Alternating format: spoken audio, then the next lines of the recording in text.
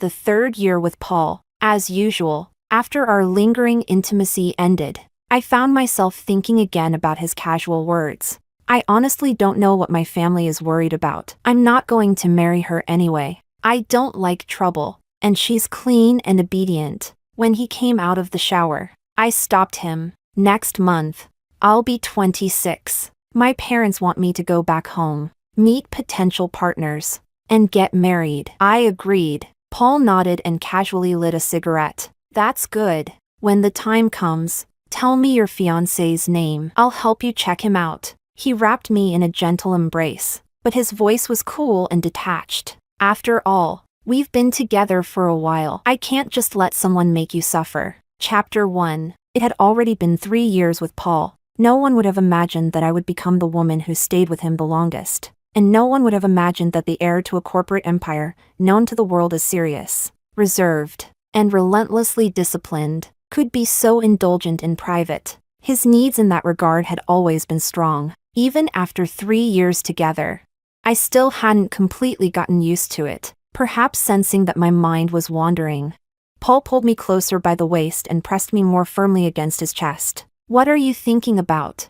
I lifted my eyes and met his unfathomably dark gaze. You're too heavy. I frowned slightly, my eyes already misted over. Paul seemed to chuckle. Such a princess. He lowered his head and kissed me. I returned the kiss, then brushed kisses along his jaw and throat. A muffled sound escaped him as his long fingers tightened around my waist. At nearly 29, despite carrying the burden of an overwhelming workload, he had maintained an exceptional physique. Over these years, I had enjoyed my time with him too. It wasn't as though I had lost out. Running my hand over his lean, firm waist, I closed my eyes and allowed myself to sink into the moment. Chapter 2. By the time everything was over, an hour had passed. Paul kissed me gently while I lay there soft and dazed, my eyes unfocused. Before getting up and heading to the bathroom, the sound of running water slowly pulled my thoughts back. In 3 years together, it wasn't as though I had never entertained unrealistic dreams,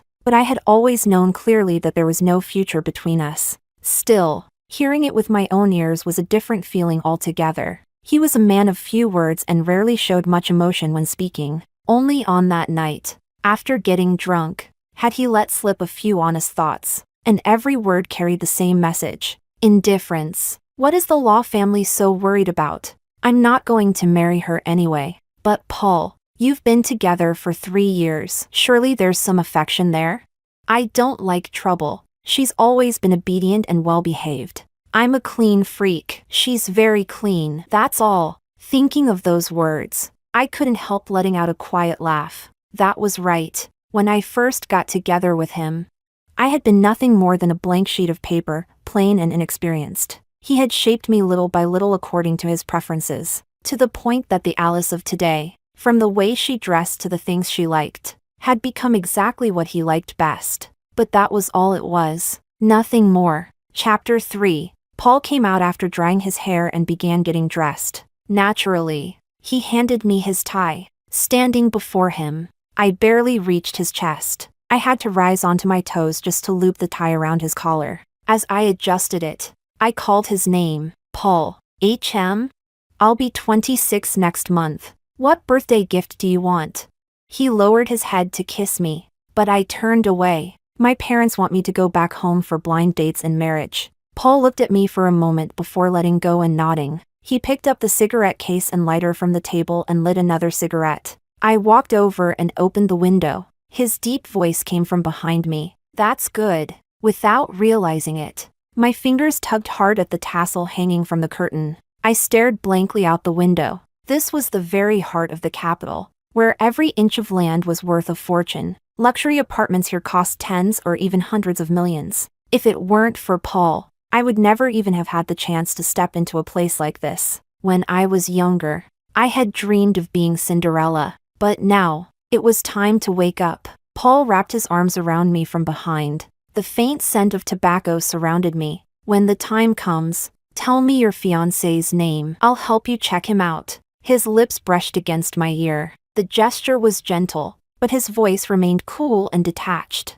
After all, we've been together. His tone was light, carrying a rare hint of teasing. I can't bear to see someone else make you suffer. Chapter 4. I forced the corners of my mouth upward, trying to make my smile look less stiff. No need. The arm around my waist seemed to tighten suddenly, but a moment later, it loosened again. I stepped out of his embrace at the right moment. I'm on leave for the next couple of days. I'll pack up my things and move out as soon as possible. Paul stubbed out his cigarette and glanced at me without much emotion. Suit yourself. He turned and walked into the walk-in closet. Soon, he came back out carrying his suit jacket. I watched him head toward the door, all the way to the entryway. Paul. He stopped walking but didn't turn around. I stared absent-mindedly at his back. It was hard to imagine that only a few dozen minutes earlier, he had been kissing me and calling me Ollie. A sudden sting filled my nose, and I hurriedly held back the tears threatening to spill over. Should I leave the access card with the security desk? Or, whatever. I won't be living here anymore. Paul tossed out the answer and opened the door. Then he left. The sound of the door closing was a little too loud, like a heavy blow landing directly on my heart. After he was gone, the entire apartment seemed to become empty in an instant. I sat on the sofa for a long time, feeling completely drained. Only then did I pull myself together and begin packing my belongings. Chapter 5. After finishing my packing, I started writing my resignation letter. There was still some work that needed to be handed over before I left. I would have to stay in Beijing for a few more days. I booked a cheap hotel online and moved in temporarily. Suddenly, I found myself with plenty of free time. A college classmate had recently returned from overseas after building a successful career and was organizing a reunion. The venue was an incredibly upscale hotel. Since I was already in the capital, it would have been strange not to attend. What I didn't expect was that James, the legendary senior everyone had admired back in college, would show up as well. The moment he pushed open the private room door, every woman in the room erupted into excited screams. James, you actually came back to China. Oh my God, you're even more handsome than you were in college. Senior James, I had a crush on you for 2 whole years. Who didn't have a crush on Senior James? Ollie, right?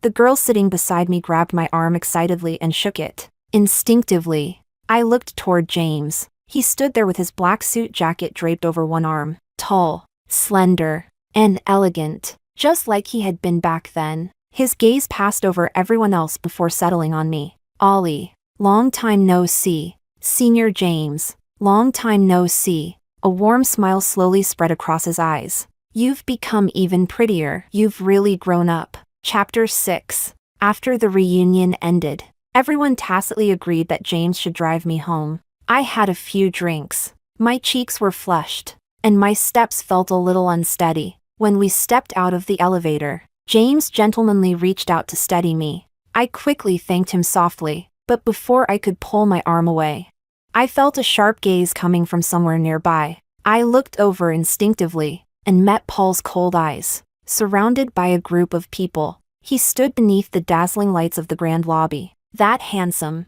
chiseled face remained as expressionless as ever, yet his displeasure was unmistakable. I was only startled for 2 seconds before looking away and continuing toward the exit. But James called after me. Ollie, wait a second. Let me say hello to a friend. I stayed where I was and watched James walk over to Paul with a smile. Paul, long time no see. What a small world. The two exchanged greetings and casual conversation like old friends. I deliberately moved farther away, hoping to avoid them, yet I still heard Paul's calm voice. Your girlfriend? James laughed. She's a junior from my university. Then he added meaningfully. As for becoming my girlfriend, I still have some work to do. Paul gave a slight nod. She's beautiful. Keep trying. James was clearly surprised, but also delighted. So you think Ollie is beautiful too?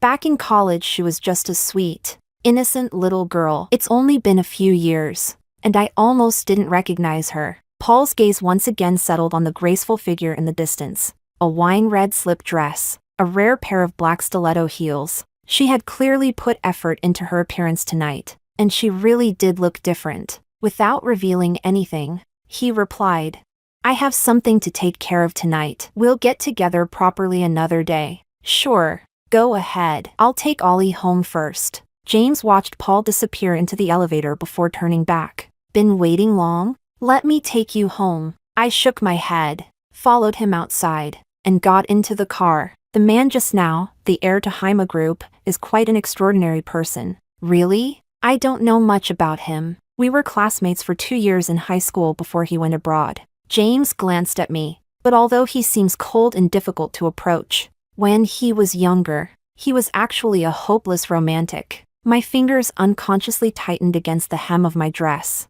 and in that instant, it felt as though my heart had suddenly skipped a beat. Chapter 7. It was a junior he dated while studying abroad. She was from South City, and her family was unbelievably wealthy. Back then, they were the golden couple of the international student circle. At this point, James glanced at me again. Now that I think about it, you actually resemble her a little. Something inside my chest tightened suddenly. A dense ache of bitterness and sorrow spread through me, nearly filling my entire heart. It took me quite a while before I found my voice. What happened afterward? Well, from what I heard, she didn't want to move to the capital after marriage. She wanted him to build his future in South City instead. James smiled and shook his head. But he was the only son of the Law family. How could he possibly abandon such a massive family empire and follow a woman to South City?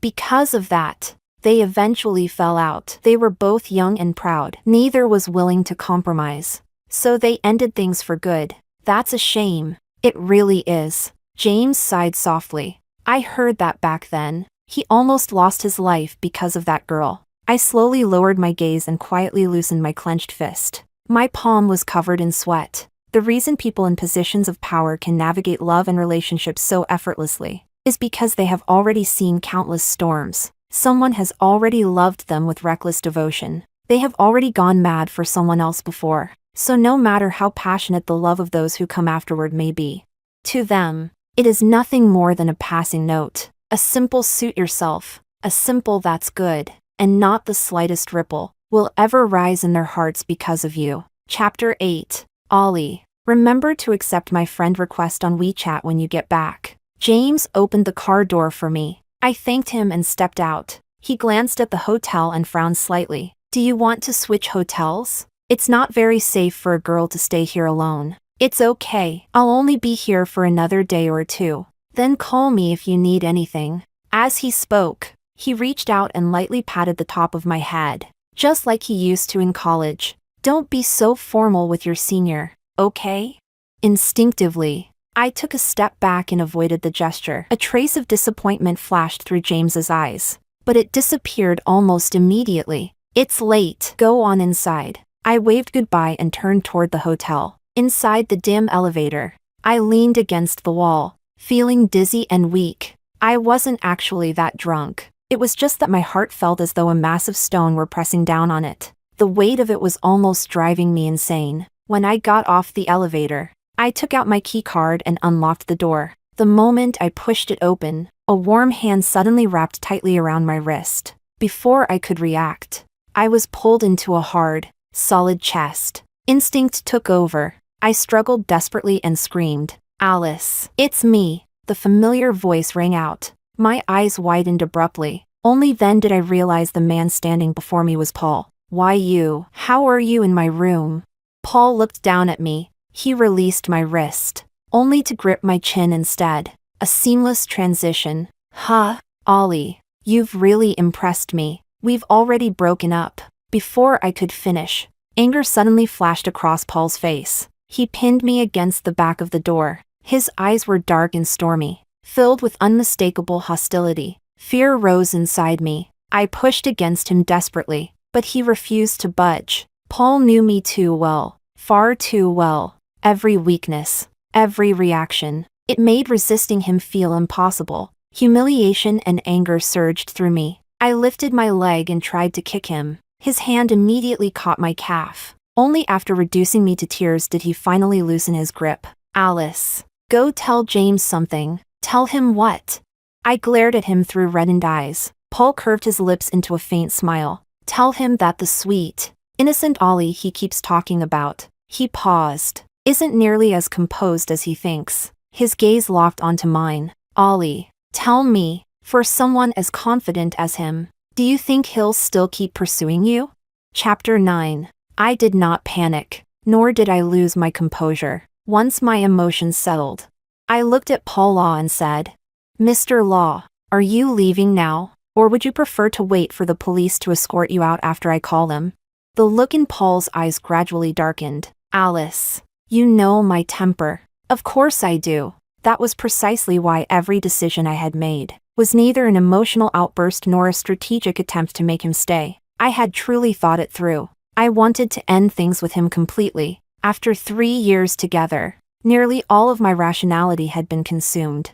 I didn't dare imagine what would happen after 4 years, 5 years, or 7 years. How much more unbearable the pain would become. How impossible it would be to walk away. Better a sharp pain now than endless suffering later. Mr. Law, we've had a good 3 years together. You've treated me well. Being with you allowed me to see a much bigger world. I avoided many detours in life. I never had to endure hardship or suffer unfair treatment. I'm grateful to you. So now that we're separating, I don't want things to become ugly. If you leave now, I'll pretend none of this ever happened. Move. Paul suddenly interrupted me. His voice was cold and emotionless. Only the volume was slightly higher than usual. I took a deep breath and stepped aside. Paul did not look at me again, nor did he say another word. He opened the door and walked out. Tonight's unexpected visit had already pushed him to the limits of what he would ever do. He was a cold-hearted man,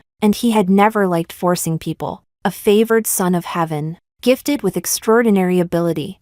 He had everything necessary to remain proud and self-assured for his entire life. He was not the sort of man who bowed his head. Back then, not even that wealthy heiress from Hong Kong had been able to make him compromise, much less someone like me. I stared at the closed door and laughed at myself. The ache in my chest still lingered when I thought of the way he had looked while kissing me earlier. The pain returned all over again. Perhaps he did like me a little. Perhaps he truly was somewhat reluctant to let me go. But I could not leave myself an escape route anymore. Chapter 10. The day I finished handing over my work and officially resigned, I actually caught sight of Paul from afar in the office. But he didn't see me. Holding a cardboard box in my arms, I stood still and watched him step into his private elevator. Ollie, will you ever come back? One of my close coworkers asked reluctantly. Of course, if I get the chance. I'll come visit all of you. Everything was fine. Why did you suddenly decide to quit and go home to get married? You were my favorite work partner. Without you, work won't be nearly as fun. When you get married, you have to send me an invitation. I won't forget. Well then, I guess this is goodbye. I had worked here for 3 years. The environment was excellent, and my coworkers were wonderful. Now that it was time to leave, I really did feel a little reluctant. I took one last look at my desk. Then I carried my box into the elevator. Downstairs, I walked to the roadside and waited for my rideshare to arrive. What I didn't know was that, on the 36th floor, Paul was standing in front of the floor-to-ceiling window that occupied an entire wall. The cigarette between his fingers had accumulated a long trail of ash. Yet he never bothered to flick it away. Atlas sat on the sofa, watching his friends back with great amusement. Why do you look like someone who just got dumped? To Atlas, it was actually pretty interesting. He had met Paul's little girlfriend many times. She was exceptionally sweet and obedient, gentle and soft-spoken. He truly hadn't expected her to become so decisive all of a sudden. When she chose to leave, she did it cleanly, not a trace of hesitation. Paul slowly withdrew his gaze and flicked away the ash. Then he shot Atlas a cold look. Do you have nothing better to do? Atlas stood up, grabbed his suit jacket, and raised an eyebrow. How about your buddy takes you out for a drink? Paul didn't answer, but he still stubbed out his cigarette, picked up his jacket, and followed his friend out of the office. He was a workaholic. 99% of his energy was devoted to work, which was exactly why he couldn't quite understand it. Where, exactly, had things gone wrong between him and Alice? They spent almost every night together. The last time he traveled for business, he had brought back plenty of gifts for her. During the most recent holiday, they had celebrated together. He had given her flowers and jewelry. That day, he carefully reviewed every detail of their recent interactions. He couldn't find any mistakes, nor could he remember any moment when she seemed unhappy. For 3 years, she had always made things easy for him, and he had long since grown accustomed to having her by his side. Back when she came to the company as an intern, he had noticed her immediately and kept her in the executive secretary department. The result proved that his judgment had been right. Alice was like a soft marshmallow, sweet-looking, gentle by nature. Being with her made him feel relaxed, comfortable. A man is always generous toward the woman he likes. The apartment they had shared was already under her name. Originally, he had planned to give her both the property deed and the keys to a new car on their 3rd anniversary. She was timid. She had only gotten her driver's license last month. But then, out of nowhere, she announced that she was going back home for matchmaking and marriage. And immediately afterward, she submitted her resignation. At first, he had simply assumed she was throwing a tantrum for some unknown reason. He had even joked with her about it. Then, in the blink of an eye, he saw her going out with James. Sitting in the car, Paul sent a text message to his most trusted assistant. Look into Alice's college years. A famous senior, a beautiful, well-behaved junior. If something had happened between them in the past, that would be perfectly reasonable. Paul frowned slightly. If Alice had once liked James, then what exactly had it meant when she accepted Paul's pursuit? A strange irritation rose inside him, yet he couldn't identify where it came from. That night, he drank more than usual. At 1 in the morning, his driver took him home. Leaning back against the spacious rear seat, Paul closed his eyes tiredly. Suddenly, his phone vibrated several times. Paul picked it up and unlocked the screen. It was a text message from an unfamiliar number. Paul, I'm in Beijing now. Come pick me up. Chapter 11. Not long after I returned to my hometown, a former coworker I was close with sent me a gossip article. Ollie, our cold and abstinent CEO-law is making entertainment headlines. Looks like it's with his first love, a classic rekindled romance story. I was dazed for a moment. Yet, as if torturing myself, I still clicked on the video. The footage consisted of blurry paparazzi photos. There were pictures of a late-night airport pickup. There were photos of a young woman getting into a car, although only the hem of her dress and a slender calf were visible. It was enough to imagine how beautiful she must be. The final photo showed the two sitting across from each other at dinner. Paul used to take me to that restaurant often as well. The media's wording was extravagantly dramatic. The epic 7-year love story between a Hong Kong heiress and the heir of a prestigious capital family. It sounded incredibly moving. No wonder Paul has always kept women at a distance, so he's had someone in his heart all along. I replied with a few brief messages and then exited WeChat. That night, James had casually mentioned that I resembled that girl a little. Perhaps that was the reason why Paul had noticed me at first glance back when I was a timid intern who still carried a touch of awkwardness. There is no such thing as love at first sight so many times. People simply fall in love with the same person over and over again. Chapter 12. After 3 blind dates ended in failure, James sent me a message. Ollie, why can't you consider me? Back in college, I had been like countless other girls on campus. I had admired James too. He was handsome, talented, and exceptionally capable. Later, we got to know each other through a student club. He was always kind to me and took good care of me. At that age, I had secretly imagined that perhaps he treated me differently from other girls. Maybe he liked me a little too. Then one day, I accidentally discovered him embracing and kissing the famous beauty from the fine arts department. Only then did I realize that, in James's eyes, I was simply a cute junior. My girlish fantasy shattered. But I wasn't heartbroken for very long. After that, I gradually distanced myself from him. When James graduated and moved abroad, he told me to stay in touch. I smiled and agreed. Yet in the years that followed, I never contacted him, until now, when we met again. By then, all that remained in my heart was the affection of ordinary friendship. Ollie, why aren't you replying? Senior James, I'm turning 26 soon. I'm no longer interested in relationships that drag on for years without a result. James called me directly. Ollie, you're about to turn 26, but I'm already 28. I want a family even more than you do. So, do you understand what I mean? I fell silent for a moment. Let me think about it carefully, okay?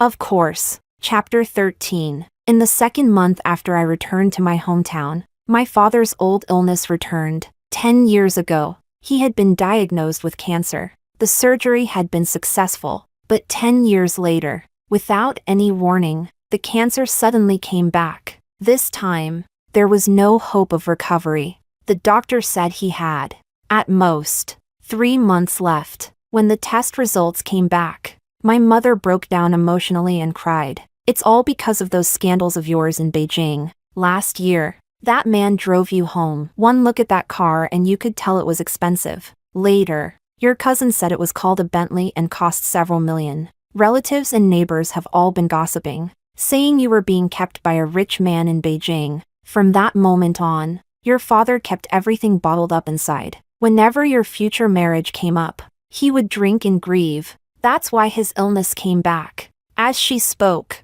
my mother burst into tears again. Ollie, people from completely different worlds don't belong together. We were never the same kind of people as a man like that. When you suddenly quit your job and came home, I already knew. He got tired of you and threw you away. Your father felt sorry for you, but he didn't dare ask. He could only drink alone and suffer in silence. Can't you just marry an ordinary man and let your father leave this world with peace of mind? I stood there stiffly for a long time. In the end, I nodded. Okay, I'll do as you say. Chapter 14. After learning about my father's condition, James came to my hometown overnight. He helped arrange hospitals and medical specialists, running around tirelessly, doing everything he could. Someone with James's character and temperament was naturally easy to like. It didn't take long for him to win over my parents completely. When they learned that we had attended the same university and that James came from a respectable family, they were even more pleased, after discovering that I still hadn't accepted his pursuit. My parents began blaming me, but James defended me. It's my fault. I spent several years abroad. Naturally, Ollie and I grew distant. You have to give her time to get used to me again. Uncle, Auntie, please don't blame her. I'm the one who hasn't done enough. The day I walked him out, James stopped me. Ollie, to be honest, I do have my own selfish reasons. My family has been pressuring me to get married. They've been arranging blind dates nonstop, and I don't want to go. So I told them I already have a girlfriend and that we're preparing to register our marriage. Your father's health isn't good, and your future has been weighing heavily on his mind. Ollie, if you think I'm not a bad choice, would you be willing to give us a chance? Sometimes feelings can grow over time. Ollie, I'm not forcing you. I looked at him. Can I give you my answer tomorrow? James gently patted the top of my head and smiled warmly. Of course, but I'm afraid I won't be getting any sleep tonight. Chapter 15. After breaking up with Paul, I had never once deliberately followed any news about him. But that night, I searched for every recent article connected to him. He never denied the rumors about reconciling with the Hong Kong heiress. Yet all the photos and videos related to the story had mysteriously disappeared from the internet. Paul's most recent public appearance had been at a gala hosted by one of the capital's most influential figures. At the event, a reporter had tried to ask about his private life. His expression was icy. He didn't answer a single word. The bodyguards beside him immediately stopped the reporter. It was the first time I had seen him up close in months, even though it was only through a screen. And somehow, he felt completely unfamiliar, as though the 3 years we had spent sharing a bed had been nothing more than a dream I had imagined. Just before closing the page, I suddenly came across a post on Weibo. The post carried the hashtag Paul hashtag and had just been published in his fan community. Guys, I think I just ran into Paul and his first love. The attached photo was blurry, yet I recognized Paul's silhouette immediately. He was walking down a late-night street beside a petite young woman. She had turned toward him, saying something with a radiant smile on her face. Within minutes, the comments had exceeded 1,000. They look absolutely perfect together. My sister studied abroad in the same social circle back then. She said Paul and Miss Amy were ridiculously sweet together. Please tell us more. My sister said it was like watching a romantic drama every single day. I mean, a couple that attractive is practically once in 50 years. When they broke up, Miss Amy even attempted suicide. She almost lost her life. I stared at that comment, a little stunned. James had told me some things about Paul's past, but according to him, Paul had been the one who nearly lost his life after the breakup. Yet the comment section claimed it was Miss Amy. In truth, none of those old stories had anything to do with me. I simply couldn't imagine what a love story worthy of a romantic drama would have looked like for Paul, whatever it had been. It certainly wasn't as ordinary as the 3 years we had spent together, the day James and I registered our marriage. He asked if he could post about it on social media. Without thinking much, I agreed. James was in exceptionally high spirits. He pulled me into several photos, then tagged numerous friends. I also selected 2 pictures and posted them. My caption was simple: married. Not long afterward, James's phone began ringing nonstop, but he never answered. Again and again, he declined the calls. Shouldn't you answer that? I pointed at his phone. Something about his mood felt off. Wait for me in the car for a moment. James escorted me into the car before hurrying away with the still ringing phone in his hand. His back was turned toward me. I couldn't see his expression. The car door closed. I couldn't hear what he was saying either.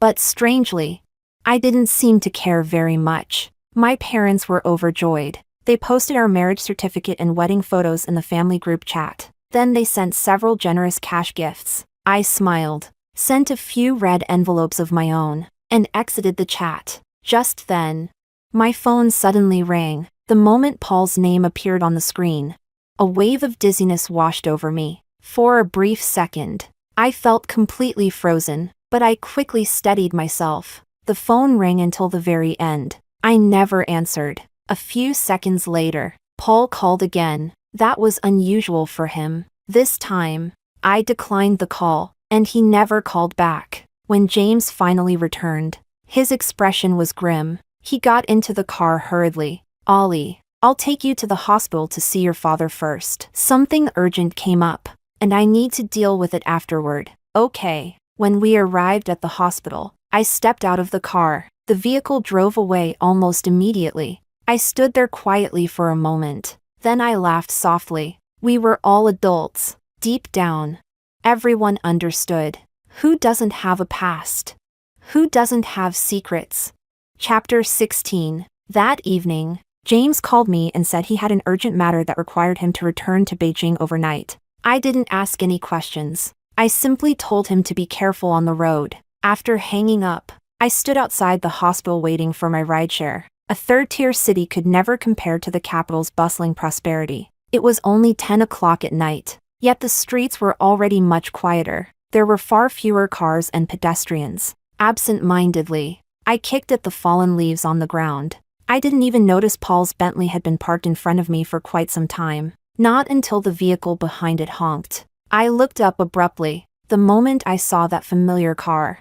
It felt as though someone had cast a spell on me. I couldn't move. The rear window lowered. Paul's voice was as calm as ever. "Alice, get in." Gradually, I came back to my senses. Then I slowly took 2 steps backward. Not far away, the rideshare I had called was arriving. Its hazard lights blinked as it pulled toward the curb. I stopped looking at Paul. Instead, I walked straight toward the car. "Alice." Paul's voice suddenly rose. My footsteps paused briefly, but I never turned around.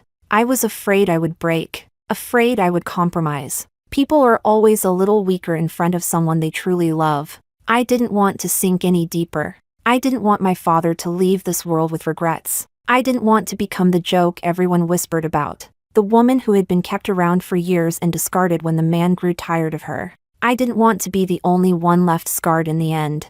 I hurried to the rideshare, opened the door, and climbed inside. Then I asked the driver to leave immediately. What I hadn't expected was for Paul's car to follow us. "Miss, is that car following us?"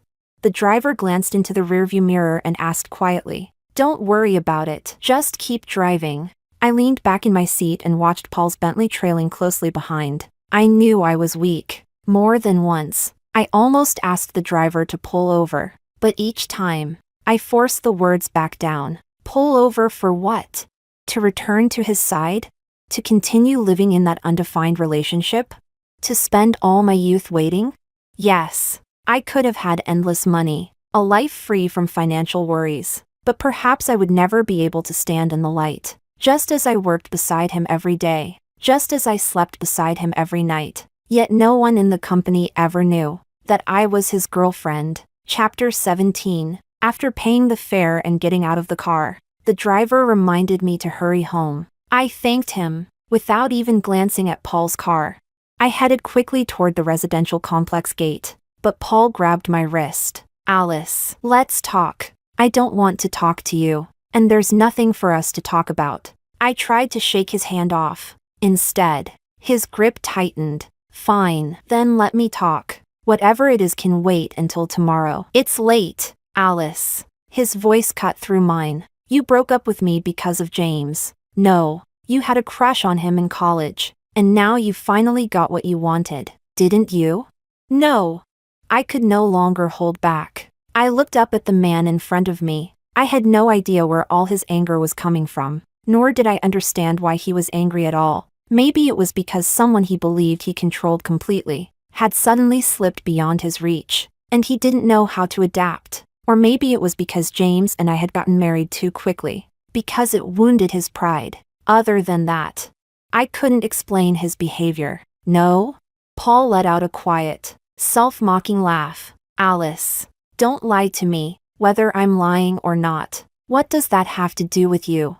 Of course it has something to do with me, Alice. You know what I hate most. Being deceived, being used. Paul had always been emotionally composed. During the 3 years we were together, I had never once seen him lose control. But tonight, his emotions were visibly unstable. I never deceived you, and I never used you. If you don't believe me, investigate all you want. Over the years, James and I had absolutely no contact. The first time I saw him again was at the class reunion a few days after we broke up. The same night you saw us together. Mr. Law. I looked directly at him. After a breakup, falling in love again or getting married isn't illegal, is it? Chapter 18. Paul looked at the woman standing before him. After several months apart, she had grown thinner. She looked exhausted as well. In the past, she had always smiled sweetly. There had been a warmth about her that naturally drew people in. Now, however, she seemed drained and lifeless. She was right. The first time she had seen James again really was after their breakup, and there was nothing wrong with falling in love or getting married after a relationship ended. Yet there was a fire burning inside him. The emotions trapped in his chest continued to swell, leaving him restless day and night. Atlas had once told him, "You're just used to having Alice around. Most people only need 21 days to adapt, forget, and move on." At first, Paul had believed that too. If Alice liked James, and if they had reunited and gotten together again, then he could congratulate them and let her go. But from the day they broke up until now, 3 sets of 21 days had already passed, and he still couldn't forget her. It was as though he had become addicted, as though she had become impossible to quit. Later, he had asked Atlas, "Then what about you and Jiang Jingqiu? You've been separated for 3 years. Have you adapted, forgotten, and moved on?" The only response he received was a long, long silence, and for a brief moment, Paul saw on his friend's face the same sense of loss he recognized in himself. Chapter 19. Mr. Law, do you remember when you drove me back to my hometown last year? I brushed my hair back and looked calmly at the man before me. The truth was, those relatives hadn't been entirely wrong. To me, it had been a 3-year relationship. To Paul, it had probably looked more like 3 years of keeping a mistress. Of course I remember. I lowered my eyes and smiled faintly. That was when some of my relatives saw your car. Afterward, rumors started spreading around town. They said I was being kept by a wealthy man in Beijing. My father was furious. He argued with them. He almost got into a fight. From then on, he was constantly upset and started drinking heavily again. And this year, his cancer came back. Alice, why didn't you tell me any of this? If I had told you, would you have married me? I looked up and smiled softly at him. My family is as ordinary can be. My parents never dreamed of me marrying into a wealthy family. They just wanted me to live honestly. They wanted their daughter to live a normal life and grow old peacefully. But you were never going to marry me. If I had never overheard those words that day, perhaps I wouldn't have awakened so quickly. Perhaps I wouldn't have walked away. Because James was willing to marry you. You married him? There was a faint redness in Paul's eyes. Alice, marriage isn't a game, but that's how the world works. Without marriage, a relationship is just a castle built in the air. At that, I couldn't help laughing at myself. Besides, you never loved me that much anyway. Alice, you're not me, but I can feel it. I looked at him quietly. Paul, you've loved someone before, so you should understand what it looks like when someone truly loves another person. He didn't answer. His brows merely drew together as he fell silent. Well, we've said everything that needed to be said. I can swear to you that while I was with you, my heart never wandered. Paul, for those 3 years, I really did love you. But that's all there is to say. Let's part on good terms. Please stop disturbing each other, okay? I looked at him one last time, then I forced back the tears threatening to spill over. The truth was, I had always been this kind of person. Paul had simply never cared enough to understand me. When I love someone, I give everything. I never divide my heart. But once it ends, it truly ends. I don't cling. I don't linger, even if it hurts. I endure it and keep walking. Alice, Paul called out to me again. I originally planned to give this to you on our 3rd anniversary. Now, consider it a wedding gift. He handed me a craft paper envelope. You know how I am. Once I give something away, I don't take it back. If you don't want it, or if it causes you trouble, throw it away. After saying that, he pressed the envelope into my hands. Then he turned around and walked away without looking back. Chapter 20. What Paul gave me was the property deed to that 300 square meter apartment in Beijing, and the keys to a fully loaded Volvo. I had always been timid. When I got my driver's license, it was because Paul had practically pushed me into taking the test. Even after passing, I was too scared to drive on the road. Paul had deliberately taken time out of his schedule and spent 2 days teaching me himself, perhaps because he knew how afraid of danger I was. He never chose some flashy sports car. He said it had been meant as our 3rd anniversary gift. Now, it was a wedding gift instead. The tears I had held back all night finally fell. I cried for a long time. I couldn't even explain what I was feeling. I had never regretted those 3 years. And perhaps, during those 3 years, he had truly cared about me, at least a little. There is a very ordinary saying, where the money goes, that's where the heart is. To him, these things may have been insignificant, but they made me feel that those 3 years had not been a battlefield I fought through alone, and that was enough. Chapter 21. 5 full days passed after James returned to Beijing. He never contacted me once. At the hospital, my mother looked worried. Did something happen on James's side? Why haven't we heard anything yet? And Ollie, did he say when he'd bring you to meet his parents? Mom, he already said his parents would come visit our family. Just focus on taking care of Dad. Don't worry about anything else. I just feel uneasy. You know, with someone as outstanding as James. My mother didn't finish her sentence, but I understood what she meant. Your daughter isn't bad either. I smiled and tried to reassure her. I'm just worried about that previous relationship of yours. A normal breakup isn't anything shameful. I just hope he doesn't misunderstand. I said nothing. In truth, it was normal for people to think that way. The gap between the two men was simply too large. Just then, James called. Ollie. His voice sounded exhausted. I'm sorry, but my parents' visit to your home may have to be postponed for a few days. My mother isn't feeling well and has been hospitalized. It's okay. Senior James, take care of Auntie first. There's no rush. Ollie. He seemed hesitant, as though he wanted to say something but couldn't. Senior James, honestly, I understand. If we end up separating someday, could you at least wait until after my father? Ollie, don't say things like that. Marriage isn't a game. Everyone seems to say that, yet their actions were completely different. You should get back to your work. Senior James. I hung up. Inside the hospital room, my parents were chatting about something. The atmosphere was calm and peaceful. I didn't go inside and disturb them. Yet somehow, I had the strange feeling that this peace would not last much longer. Chapter 22. Before James returned.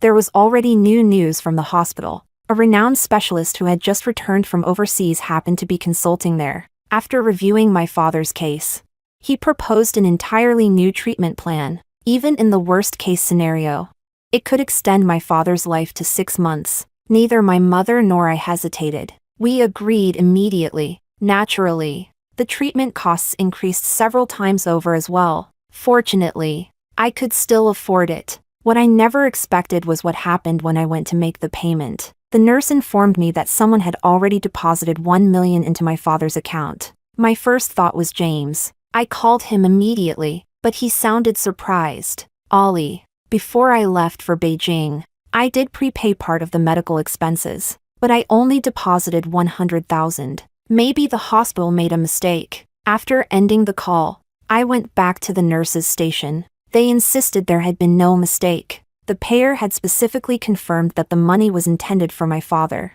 Immediately, I thought of Paul. The overseas specialist who had suddenly appeared at the hospital probably wasn't the result of our good fortune. It was probably someone Paul had arranged. After thinking about it for a long time, I ultimately returned the $1 million to him. Mr. Law, the money you previously gave me, along with my own savings, is enough to cover the medical expenses. But thank you, truly. Chapter 23. Paul received Alice's message while attending a somewhat tedious social gathering. James was there as well. The two men had once been on fairly good terms. Now, they were practically strangers. Anyone who knew the situation wisely avoided touching the subject, especially since Paul had looked displeased the entire evening. Yet James unexpectedly approached him first. Paul, the medical expenses for Ollie's father. That was you, wasn't it? Paul had already been in a terrible mood after receiving the transfer notification. At James's question, his reply carried an unusual edge. It was. As Alice's former employer, am I not allowed to show a little charity? Of course you are. James's tone remained as gentle as ever. But Ollie is my wife now. These are responsibilities that should belong to me as her husband. Paul, I'll return the money to you. I appreciate the gesture. No need. Paul suddenly stood up. His voice was icy. It's only $1 million. Consider it a charitable donation. But I would mind. James smiled lightly. Paul, there isn't a man alive who wouldn't mind something like this, right? Then keep minding it. Paul's cool gaze settled on James. You know Alice and I were together for 3 years. Don't you? The surroundings instantly fell silent. Who didn't know that Paul never discussed his private life? 4 years. Everyone had assumed he was single. Yet now, he was openly admitting that he had spent 3 years with a woman, and that woman had now married one of his former classmates. A man and a woman dating while both are single is perfectly normal. I've had girlfriends before as well. The smile on James's face deepened. But Ollie and I are husband and wife now. A dark, unreadable emotion flickered through Paul's eyes. Only legally. The implication was obvious. Legally married, but not truly husband and wife yet. That's only a matter of time. Things in Beijing have delayed us these past few days. You know Ollie. She's shy. She's sweet. Paul knew. Of course he knew. The first time they had slept together, Alice had cried so hard. He had spent nearly the entire night comforting her. At one point, he had even considered stopping, thinking that women were far too much trouble. Yet he hadn't been able to let her go. Alice had been the one he chose himself. Naturally, everything about her suited him perfectly. But now, Alice was James's wife, sleeping in the same bed, doing all the things married couples did. There was nothing unusual about it. Yet Paul felt as though a thorn had lodged itself deep inside his heart. A thorn that left him unable to sit still, unable to find peace. Merely imagining those possibilities was enough to make him feel unbearable discomfort. Never in his life had he disliked someone so intensely. He no longer wanted to look at James's gentle, handsome face for even a second. I'm not in a hurry. After all, we have an entire lifetime ahead of us. Those final words from James seemed to strike directly at Paul's deepest nerve. Paul had never been the type to expose another person's weaknesses in public. He avoided gossip and personal drama whenever possible. Yet now, absurdly enough, He found himself competing with another man out of jealousy in front of a crowd. "Mr. James, would you like me to remind you of something?" Paul's voice was calm, too calm. "Why exactly did your mother suddenly become ill and end up in the hospital? Could it have something to do with your half-sister?" The color drained from James's face instantly. "If you still have even a shred of conscience left." Paul stared at him. "Then you should tell Alice the truth as soon as possible." After saying that, he did not stay another moment. He turned around and walked straight out of the hall. Chapter 24. Paul did not transfer the extra $1 million to me. He didn't reply to any of my messages either. A proud man like him had enjoyed a smooth and successful life from the day he was born until now. Perhaps I was the only person who had ever failed to appreciate his kindness and managed to irritate him. At 3 in the morning, while I was sleeping soundly, someone knocked on my door. Still half asleep, I got up and looked through the peephole. To my surprise, I saw James, in the dimly lit living room, caught between sleep and wakefulness. I listened to a love story about him. Ollie. Anyway, this is how things happened. When I was in such a hurry to get our marriage certificate, it was because of my own selfish motives.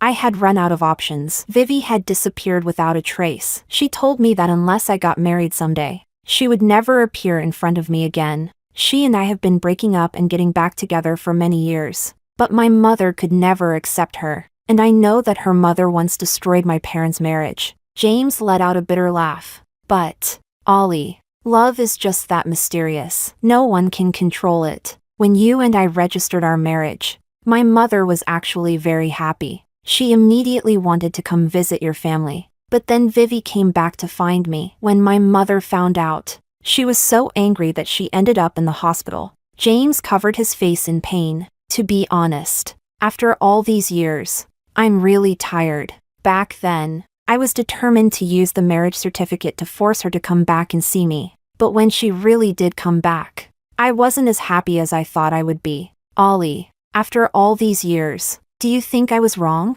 I hurt my mother. I hurt Vivi. And I hurt you, an innocent person. Most of all, as he spoke, he suddenly lost control and wrapped his arms around me. But, Ollie, I think I've really fallen in love with you. I was jealous when Paul transferred money to you, and when I found out you had been together for 3 years, I felt terrible. Ollie, can you give me a little time? I want to live a good life with you.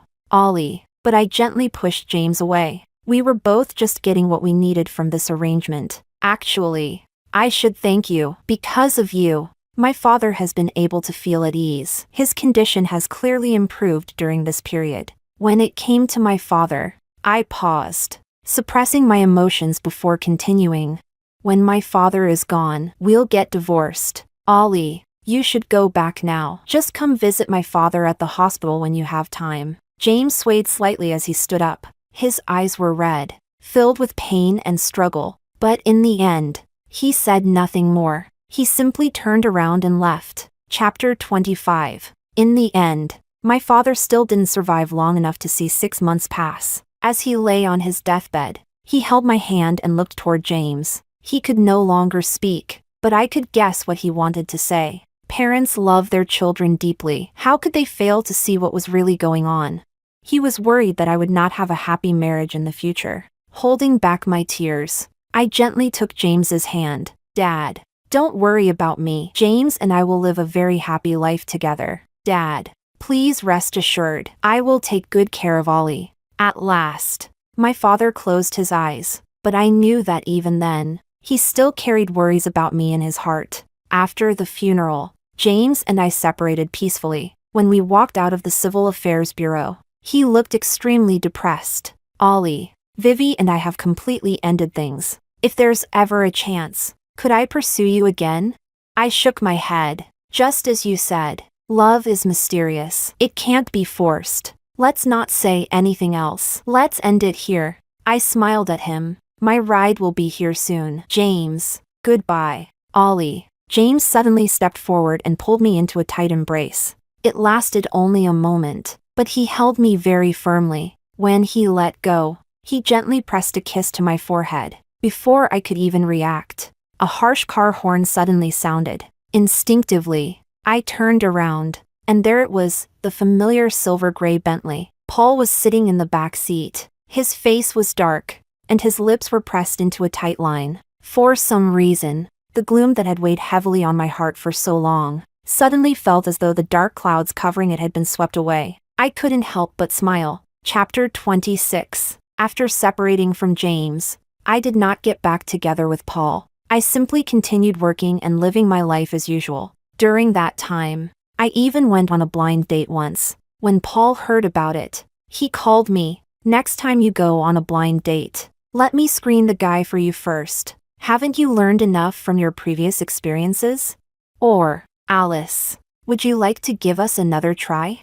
Thinking about the bizarre man I had met on that blind date a few days earlier, I suddenly felt that Paul's suggestion wasn't such a bad idea. Later on, even I couldn't clearly explain it, whether Paul and I had officially gotten back together or not. But after being single for so long, and having gotten used to his standards, I had to admit that I missed him quite a bit. So when he flirted with me, I simply went along with it. Before things went any further, though, I still asked him several questions. For example, the things he had said that day when he was drunk, and the matter of that wealthy heiress from Hong Kong, his so-called first love. Paul was surprisingly honest. At that time, I truly had no intention of getting married. You know how complicated my family situation is. My mother spent her entire life unhappy, yet she was trapped in her marriage and unable to escape. I was originally someone who never planned to marry. As for those things I said about you being sweet and pure, Paul gently touched my cheek and let out a soft sigh.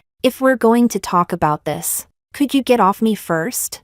In this situation, I can't have a calm conversation with you." Beneath the defined lines of his lower abdomen, the tension in his body was already obvious. If this continued, he might lose control at any moment. I climbed off him, but one of my legs still rested across his, and my hand remained on his sculpted abs. It had been more than a year. I really had missed this. I might as well consider it satisfying a physical need and balancing my hormones. After all, even if I started dating again, I probably wouldn't find someone as handsome and well-built as Paul. "Alice, when you came to intern at the company back then, I personally selected you. You were the one who caught my eye immediately. Everything about you was exactly the kind of person I liked. So everything I said was true. What about Miss Amy, then?"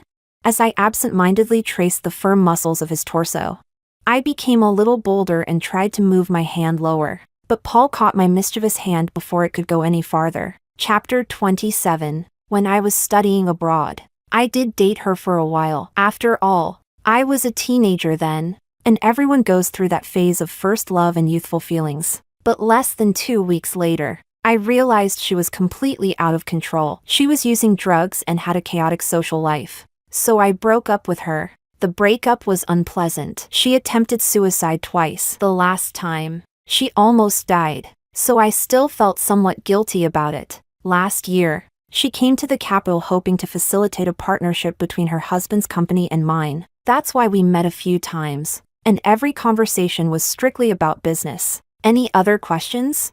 So that was the truth. What looked like a romance straight out of a drama in outsiders' eyes was actually rather absurd and almost laughable. I shook my head. It seemed there was nothing else I needed to ask. "Then let me ask you something." Paul suddenly turned toward me and looked down at me from above. "You and James, nothing happened. Just the forehead kiss you saw that day. I'll choose to believe you this once." What an old-fashioned man. I'm old-fashioned? Paul seemed to chuckle softly. "Alice, have you forgotten how I used to deal with you?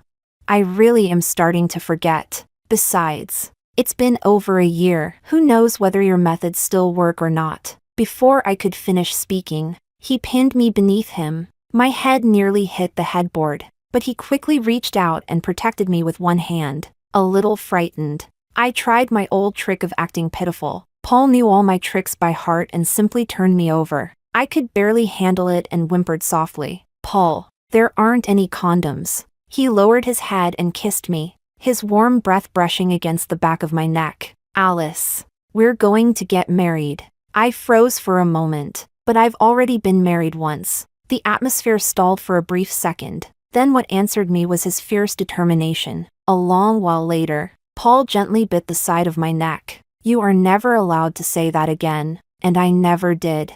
Throughout the many years that followed, I never brought up that ridiculous chapter involving James again, but the subject of marriage was also continually postponed. After all, I had a successful career, financial security, and a wonderful life. Things couldn't have been better. Paul, however, remained bothered by it. Over the years, James's career steadily declined. He became increasingly depressed, no longer the handsome and gentle man he once was. Meanwhile, Paul's career continued to reach new heights. I had also found a job I genuinely loved and excelled at. On the anniversary celebration of my company, Paul was in such a good mood that he drank a little too much. That night, in his drunken haze, he said to me, "Alice, you have no conscience." "How do I have no conscience?" "You know exactly why." I couldn't help laughing. Fine, I have no conscience. So when are we getting married? Don't you think things are pretty good the way they are now?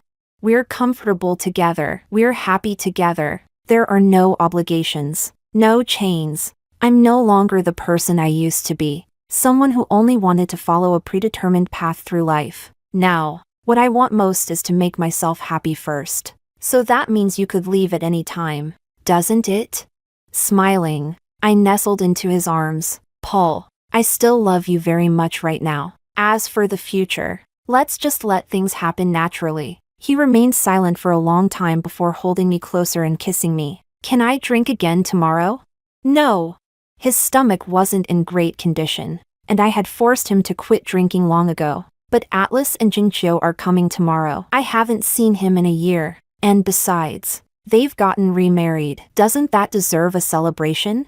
There was an obvious implication behind his words. I didn't respond to it, but I nodded. "Then you can drink just once. After that, no more." "All right, you're so strict." "Well, you chose me yourself." "Fair enough. I'll take responsibility for my choice." What he probably never imagined was that this choice would end up lasting a lifetime.